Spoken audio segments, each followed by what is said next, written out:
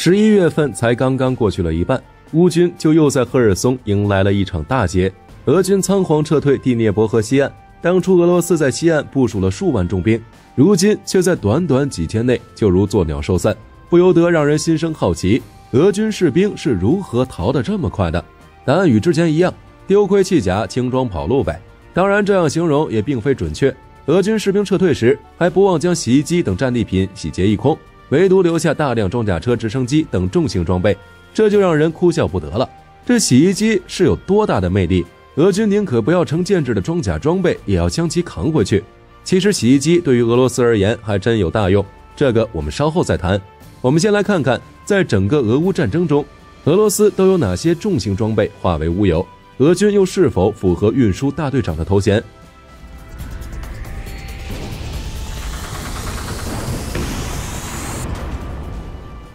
仔细算下来，再有10天，俄乌战争就已经打了整整9个月了。这个时长不光全球各国都没有想到，恐怕就连普大帝自己也没有料到。其实自从大帝坐上皇位以来，大大小小的战争那可是真真正正打了不少。虽然期间总归有些磕磕碰碰，但总体来说俄军都没有吃过亏。估计就是因为这些胜利的成果堆在一起，让俄罗斯的军政高层产生了轻敌的想法。而在经历过此次战争后，不光是俄罗斯，恐怕全球任何一个国家都不敢再小觑乌军的战斗力了。据乌克兰国防部和陆军情报部的统计，俄罗斯方面累计减员已达71200人。俄乌双方爆发的前6个月，俄方平均每月损失252人，从第7个月起，平均每日损失上升到271人，从第8个月起，平均每日损失继续增长为283人。由此可见，最近2个月乌军的反攻卓有成效。俄罗斯媒体《莫斯科时报》给出的最新数据表示，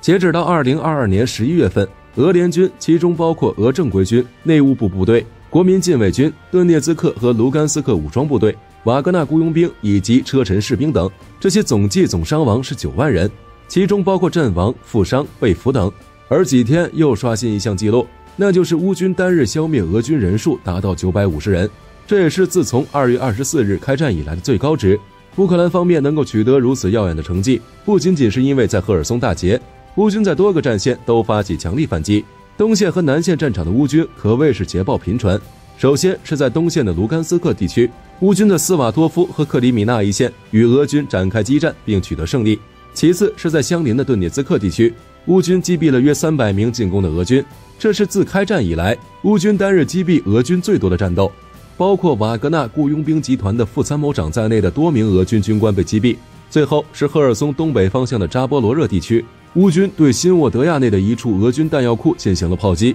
击毙110名俄军，外加5辆弹药车和3门火炮。虽然俄军现已撤出第聂伯河西岸，但战争还在进行中。根据专门追踪俄乌双方战场损失的 OEYX 网站统计，截止到11月份，俄军总计损失了至少1491辆坦克和2260辆装甲车。需要指出的是， ORYX 网站统计的数据非常严谨，每一辆损失装备都有图片或视频进行佐证，这意味着在战场上俄军的实际损失只会更多而不会更少。目前俄罗斯已经为这场战争付出了巨大的代价。根据福布斯杂志的估算，俄军目前在武器装备上的损失已经达到了约710亿欧元，再加上士兵阵亡和负伤赔偿约300亿欧元，总体损失超过了1010亿欧元。这其中俄军的陆军装备无疑是损失数量最多的，但要论损失最严重的，俄罗斯海军和空军表示，你们陆军根本排不上号。俄海军到目前为止共计损失各型舰艇12艘，其中损毁8艘，受伤4艘。而在整个俄乌战争期间，俄军损失的单价值最高的装备当属海军的莫斯科号导弹巡洋舰了。该舰于1979年入役苏联海军，满载排水量 1.15 万吨，在苏联解体前被苏联红海军封存。苏联解体以后，俄罗斯就再也没有建造过排水量超过5000吨的大型水面战斗舰艇，于是俄罗斯只能将其进行了近5年的升级改造，并于2000年重新入役俄罗斯海军，并成为黑海舰队的旗舰。当年莫斯科号建造成本高达20亿美金，虽然随着时间的流逝，外加舰体逐渐老化，其性能也相对比较落后，但现在的残值仍然在 7.5 亿美金左右，约等于半艘同体量的提康诺德加级巡洋舰。莫斯科号于今年4月份在黑海海域被乌军击沉，是自从开战以来俄军损失的最为昂贵的武器。并且也是对俄军士气打击最大的一款装备。按照目前俄军在乌克兰战场上的颓败情况来看，估计到战争结束也不会有比莫斯科号更昂贵的装备上场了。俄罗斯海军损失第二昂贵的则是鳄鱼级1171型登陆舰。别看这老古董现在已有50多年的舰龄，但价格却一点都不便宜，一艘在7500万美金左右。该舰排水量约为3400吨，可一次性运载400名士兵或者是20辆坦克。俄海军共有4艘仍在服役，其中3艘在黑海舰队，1艘在太平洋舰队。3月24日，隶属于俄黑海舰队的 BDK-65 萨拉托夫号在乌克兰东南部别尔江斯克港口码头停靠时，被乌军第19导弹旅发射的原点 U 导弹一发入魂。其次便是23120型万吨支援舰谢沃洛德博布罗夫号，这是一艘2016年刚下水的新船，2021年8月6日才通过验收交付海军。2022年8月12日便在蛇岛附近被乌军的海王星反舰导弹击中。可以说从服役到被击中还不到1年，而之所以这么大的玩意儿却排在第3，是因为其作为后勤保障舰完全没有自卫武器，并且只是被严重损毁而非沉没，后续被俄海军将其一瘸一拐地拖回塞瓦斯托波尔，但估计直到战争结束也甭想回归战场了。不过俄海军归绥到了塞瓦斯托波尔港内，并不意味着就可以高枕无忧了，乌军根本不给黑海舰队喘息的机会。10月29日，乌军使用无人艇对该地的俄驻军发起袭击，击伤一艘俄军扫雷舰。同时，俄海军黑海舰队的新型舰11356A 型马卡罗夫海军上将号导弹护卫舰也被击中。该舰是在莫斯科号被击沉后才成为了俄黑海舰队的新型舰，老大的位置还没坐稳半年，家就被偷了。马卡罗夫海军上将号是俄罗斯独立后30余年里建造的第一款也是唯一一款中型护卫舰，是俄海军中最先进的护卫舰。由于俄海军独立后没有建造过一艘新型驱逐舰，于是瘸子里挑将军，马卡罗夫海军上将号就成为了俄海军中最新锐的战舰了。虽然该舰各项指标都不出众，性能平平，不过凭借成为首个在无人艇作战中挂了彩的战舰，也是彻底火了一把。俄空军在损失方面同样不成多让，共计损失战机63架，其中彻底摧毁61架，损坏2架，损失直升机67架，其中损毁60架，损坏6架，外加被缴获1架。被缴获的就是前几天在赫尔松被遗弃的米格24直升机。在俄空军中损失最贵的装备当属伊尔76运输机，这也是俄罗斯空军中运输的主力机型，在役数量约为110架左右，其单价约为8600万美金。2月份开战初期就有2架被击落，其中1架还搭载有约200名的俄军伞兵。在6月份，俄军还在俄罗斯境内自己坠毁1架，而勇夺第2名的则是8000万美金身价的苏35战机。该款战机可以称得上是俄罗斯空军压箱底的最强战机了，可以在航展上做出诸多诡异的机身动作，被俄军飞行员们吹嘘为近身格斗之王。可上了战场，武功再高也怕菜刀，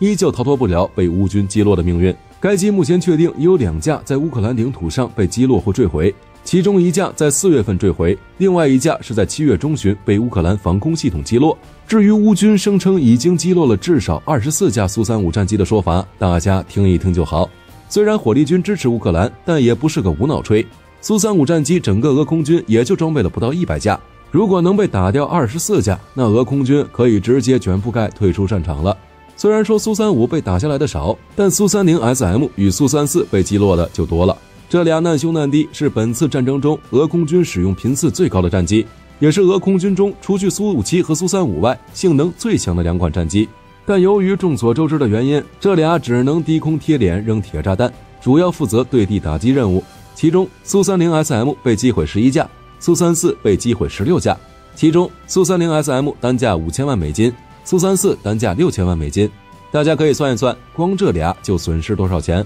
俄空军可谓是积少成多，败家程度丝毫不比俄海军差。仅在8月9日一天，俄空军位于克里米亚的萨基空军基地就一次性有7架战机被烟头摧毁，其中就包括3架苏30 SM， 预计全部损失在2.2亿美金以上。对此，美国有线电视新闻网就嘲讽地表示，此次爆炸造成的损失应该是俄罗斯自第2次世界大战以后折损的军机数量最多的一天。除此之外，还有1架价值3000万美元的伊尔 22PP 电子战机，这是俄空军列装的少数几款电子战机之一，于2016年正式交付俄军。目前列装的数量很少，在4月初，俄空军的1架伊尔 22PP 电子战机与2架苏 35S 战斗机执行任务期间被击伤。虽说最后是侥幸返回了基地，但乌克兰的防空火力将其机舱损毁，算下来维修的价格和重新建造新飞机的价格也差不多。至于俄罗斯陆军就更不用提了，火力军就捡主要的坦克和装甲车来讲，至于其他工程车辆、通讯车辆、火炮等等，由于数量太多，火力军已经懒得提了。感兴趣的观众可以去 OEYX 网站自行查阅。俄陆军坦克共计损失1491辆，其中850辆被摧毁，518辆被缴获；步兵战车共计损失1732辆，其中1075辆被摧毁，539辆被缴获。这些数量分别占到俄军现役坦克的 35% 和步兵战车的 12%。这样严重的损失也是俄军大量重新起风使用退役装备的原因。而仅是乌军缴获的坦克装甲车都足够组建3个坦克旅和2个机械化步兵旅了。这可不是火力军瞎编的，这是乌克兰媒体自己说的。所以俄陆军也被认为是乌军最大的重型装备供应商，也被戏称为俄版的租借法案。在哈尔科夫反攻之后，越来越多的俄军重武器落入乌克兰军队手上，其中既有缴获的，也有被投降俄军官兵带过去的，甚至还有被卖掉的。因此运输大队长这个光荣头衔自然要当仁不让地颁发给俄陆军。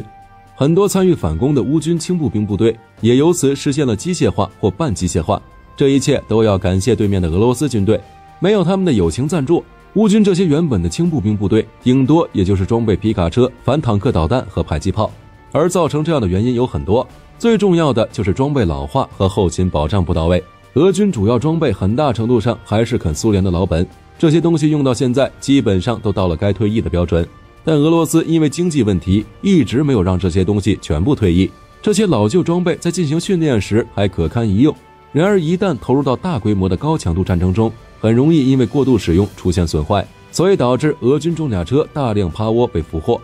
至于后勤问题，在战争初期，俄军使用大纵深突进战术，很多部队直接穿插到了乌克兰的腹地。此外，由于是突然发动了侵略，很多士兵都以演习的名义上了战场，就更别提后勤能做多么充分的准备了。正所谓兵马未动，粮草先行，后勤是战争最基本的保障。俄罗斯这次后勤没有做好，自然会出很多的问题。后勤物资明显不足，大量重装备开到半路就没有燃料了，最终只能选择抛弃。而在通常情况下，前面的一线部队在打，后面一定会有后勤部队在进行各种后勤工作。这个后勤工作也包含了回收丢下的武器装备，但结果大家都看到了，俄军丢下的武器没有被回收，反而化为乌有被乌军缴获，说明后勤部队根本没有跟上。而更为致命的是，在全世界国家的强力制裁下，俄军的武器装备提供受到了严重的冲击，到处买不到电子芯片等重要的零部件。俄军武器装备生产所需的芯片 90% 依赖进口，